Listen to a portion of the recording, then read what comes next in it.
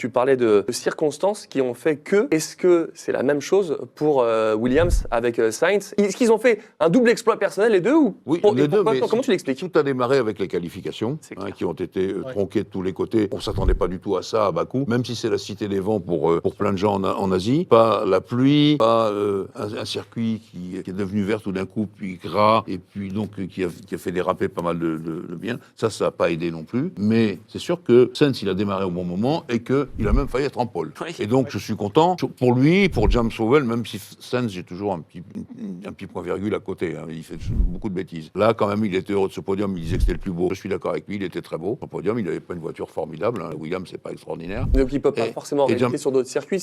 Non, ça sera difficile. Mais bon, il faut profiter des occasions. Et l'occasion, c'était les qualifications avec aussi 6 drapeaux rouges. Ce qui, à mon avis, 6 drapeaux rouges, c'est au moins 5 de trop. Mais enfin, bon, mais 6 drapeaux rouges, donc voilà, c'était très compliqué. Peut-être que pour Williams, ce qui est assez intéressant par rapport au podium de Carlos Sainz, c'est le fait qu'il ait réussi à tenir le rythme. Il a toujours eu un excellent rythme tout au long du Grand Prix, ce qui est assez notable pour une modeste Williams. C'est la 5e force du plateau. Il a quand même réussi à résister à la Mercedes d'Antonelli. Il a un très bon moteur, c'est vrai, de bon augure pour 2026 bien sûr, mais aussi l'esprit, parce que juste à l'arrivée, podium, Alex Albon, qui est directement venu en bas du podium. Ça m'a marqué. Moi aussi. Moi, je comprends pas. C'est le 314e podium de l'histoire de Williams et je comprends pas que ce soit Sainz qui l'ait, alors qu'Albon a tellement fait pour cette équipe. C'est comme ça.